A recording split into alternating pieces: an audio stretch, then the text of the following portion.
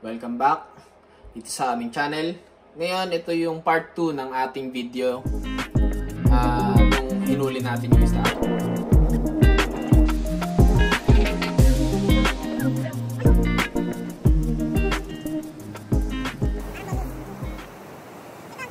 So, nandito na tayo ngayon sa bahay, sa kusina.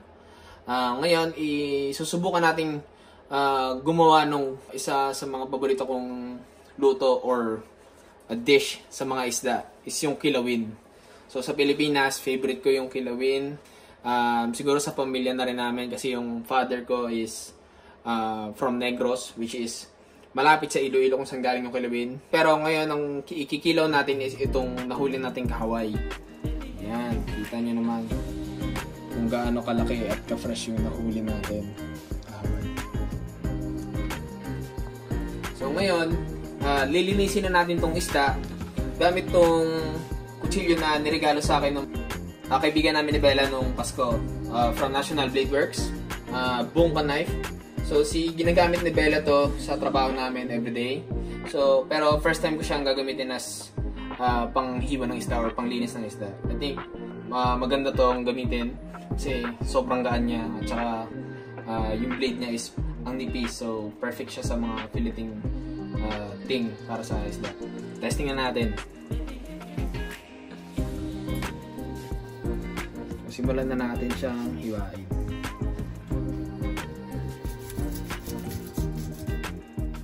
Siguro mas maganda kung pinaliskis ang gawin na siya. Pero kasi hindi ko naman gagamitin yung balat. Kaya dinerecho ko na siya ng hiwa. Pero sige, paliskisan natin. After.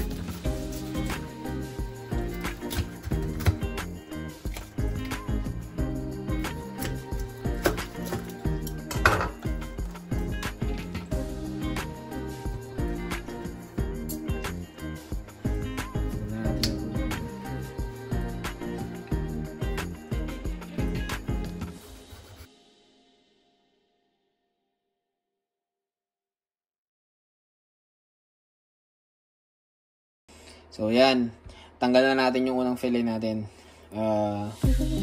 Sa kabilang side naman tayo.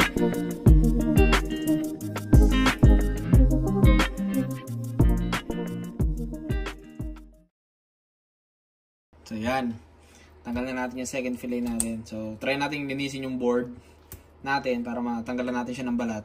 And then hiwain na natin siya para ma-prepare natin siya as para sa kilawin natin. So yan. Try nating tanggalan ng balat to. Tapos linisin natin ng konti para mas masagad natin yung mga laman na makuha natin para ipang kilaw.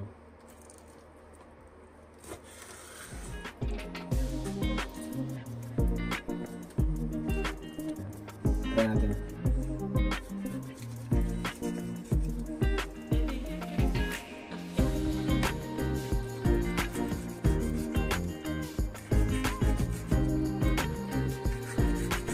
Tapos dahan-dahan ko nang sinisig-sag para tanggal ko talaga lahat ng balat.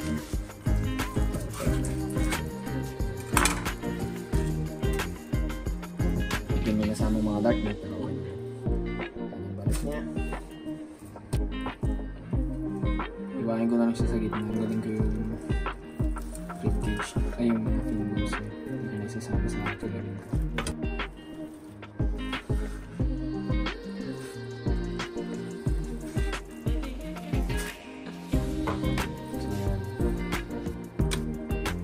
Total skinless and boneless na tong kahaway natin. So, idadice ko na tong kahaway fillet natin. Tapos, ibababad natin siya dito sa dato puti vinegar. So, dato puti vinegar, subok na product, lalo sa kilawin ng mga Pilipino. Yan. Meron dito sa New Zealand. So, kailangan pa namin imagine, para makakuha ng dato puti vinegar, kailangan pa namin mag-travel ng at least 45 to 1 hour. Yung pinakamalapit na Asian store dito. So, ayan, tara. Yan, lain na natin.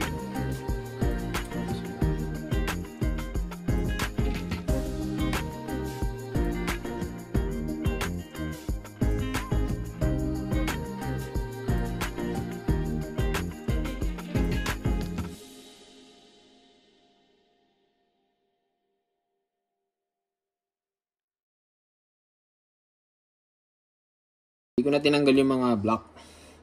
Kasi kami lang naman ng dalawa ang kakain nito. So ngayon, dato puti vinegar. Dato puti vinegar is cane vinegar.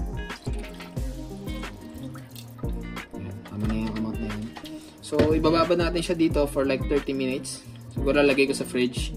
Tapos i-ready ko yung mga sangkap na ilalagay ko. So basic kilawin lang yung gagawin natin.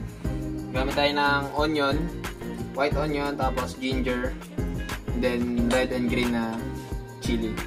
So wala kaming red onion. Isa sa mga mabisang ingredients sa paggawa ng kilawin is yung calamansi. Pero dito sa New Zealand is sobrang hirap makahanap ng calamansi. May mabibili, pero dun sa Filipino store na alam namin, dun sa may kabilang town. Pero yun, gagamitin na lang natin kung ano meron tayo dito. Tsaka meron ako ditong spiced coconut vinegar. So, favorite natin yan. Nilagay ko siya dito sa Jack Daniels na bote. 40% alcohol. Hindi, joke. So, yan. Spiced vinegar. Vinegar to na nilagyan ko ng onion, garlic, sili, ginger. Tapos, tinago ko lang dito ng matagal. Pero, na-strain ko na siya. Kasi, malaking batch yung ginawa ko last time. Ito na lang yung natitira.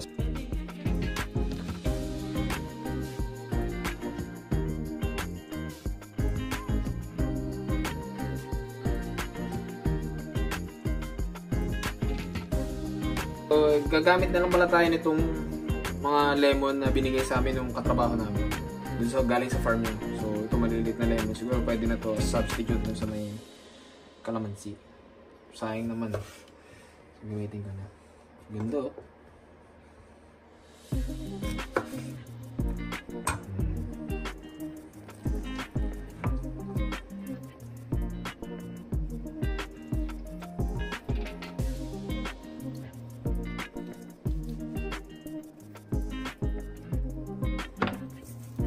Salt, especially cracked black pepper. So kung mapapansin nyo, halos lahat ng nilagay natin dito sa kilawin natin is maasim. Pinaranate natin siya ng suka, yung isda, pinaka-sauce natin dito is yung vinegar. So puro maasim siya. So ikakat natin yung asim niya gamit yung brown sugar.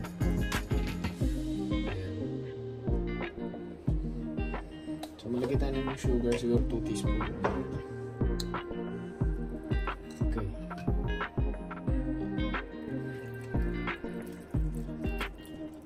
So, parang kulang yung sugar ko. So, ito yun, yung sinasabi kong spice vinegar. Meron pa pala akong, akala ko wala na. Kaya, yung amoy nyo guys, parang strain natin yun. Ang paboritong ingredient sa lahat. Hindi mo papatalo. Ajinomoto. Konti lang. Favorite ko yung bechin. Walang masama sa bechin guys. Masarap ang bechin. Ang pasarap.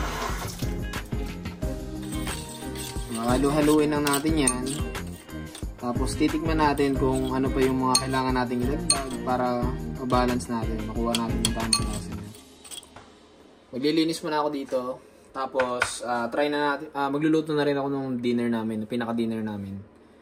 Tapos isasabay namin tong kilawin. Okay, so yun na. Tingin ko ready na yung fish na minarinate natin sa suka. Tara, gawin na natin.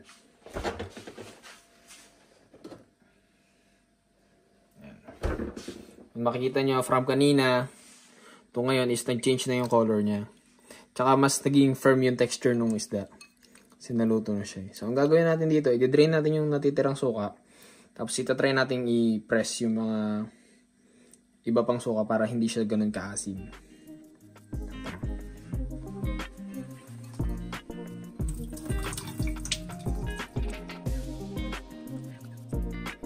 So ito yung gagamitin nating plate.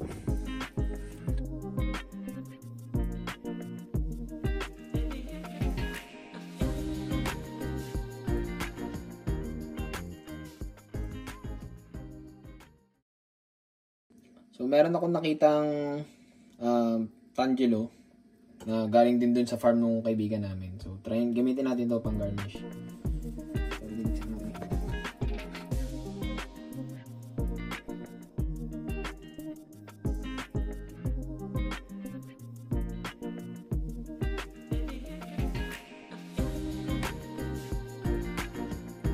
natira, squeeze natin.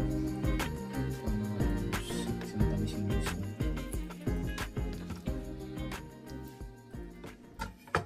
I-finish na lang natin siya nitong foil.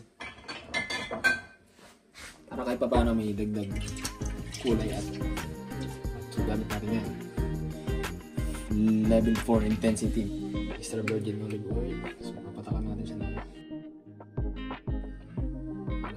May konting nasa din na mga atin.